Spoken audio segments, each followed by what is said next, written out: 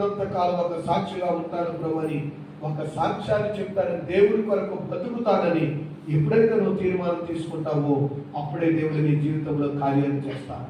అన్నాను ఏమని తెలుసా, నీవు నాకు ఒక మగబిడ్డనిస్తే ఆ మగబిడ్డను నీ కొరకు పెంచుతానంది.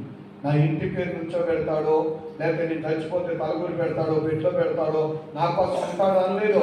ఏమన్నా తెలుసా, నువ్వు నాకు ఒక బిడ్డనిస్తే ఆ బిడ్డను నీ సేవ కొరకు పెంచుతాను, నీ పరిచర్య కొరకు పెంచుతాను.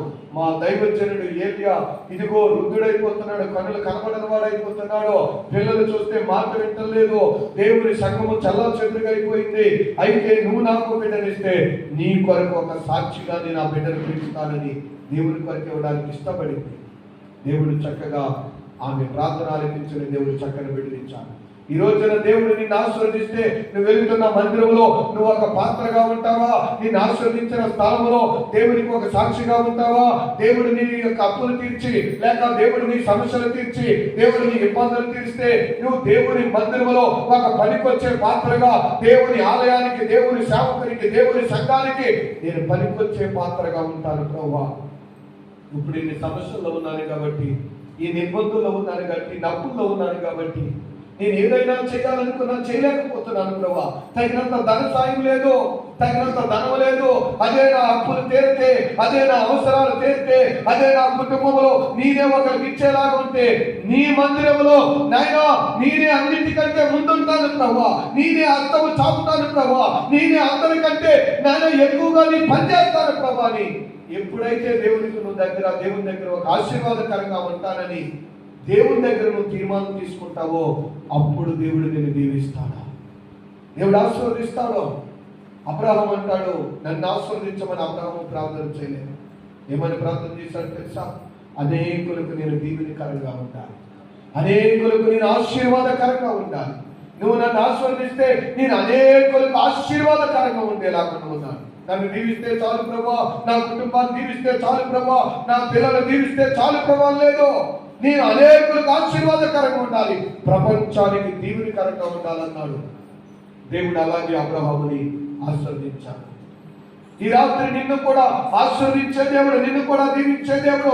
నీవు కూడా అన్నావలే, నీవు కూడా ఒక అబ్రహాము వలే, నీవు కూడా ప్రియులారా దేవుని సన్నిధిలో ఒక పాత్రగా నేను ఉంటాను ప్రభా. నా అప్పులు తీరితే, నా సమస్యలు తీరితే, నా ఇబ్బందులు తీరితే, ఒకవేళ నా అనారోగ్యం తగ్గిపోతే, నా వ్యాధి కనుక ఒకవేళ పోతే నేను ఎక్కడా సిగ్గుపడకుండా దేవుని సన్నిధిలో సాక్షిగా ఉంచుతాను. నేను వెళ్ళిన ప్రతి స్థలంలో నీ నామాన్ని మహిమపరుస్తాను, ఎక్కడా నేను సిగ్గుపడను ప్రభా అని ఎప్పుడైతే దేవుని దగ్గర అడుగుతావో నీ జీవితంలో దేవుడి కార్యం చేస్తాడు.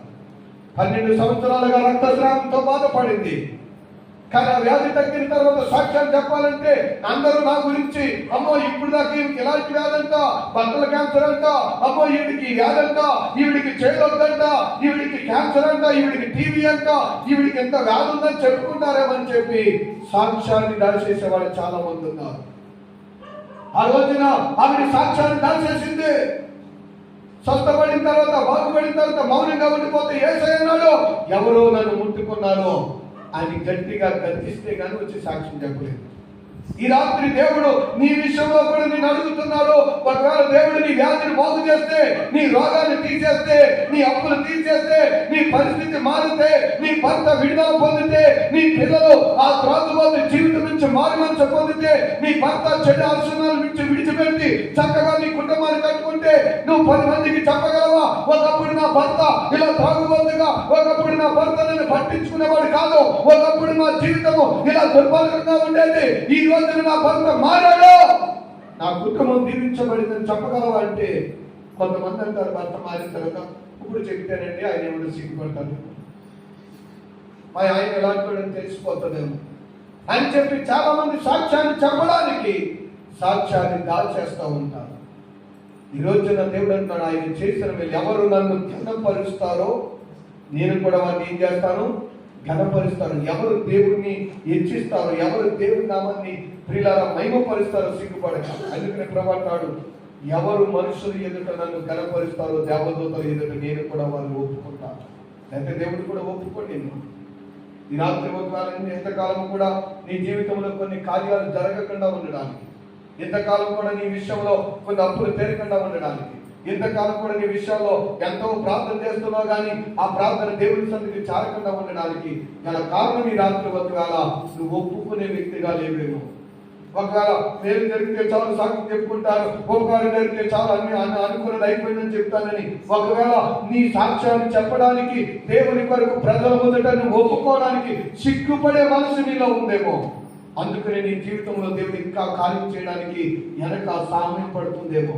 ఈ రాత్రి దేవుడు నేను హెచ్చరిస్తూ ఉన్నాడు, నీవు నా పట్ల కార్యం చేస్తే నేను సాక్షిగా ఉంటాను ప్రభు. ఎక్కడ సిగ్గుపడను, ఎక్కడ వెనకడుగేను. అయ్యా చుట్టాలైనా బంధువులైనా స్నేహితులైనా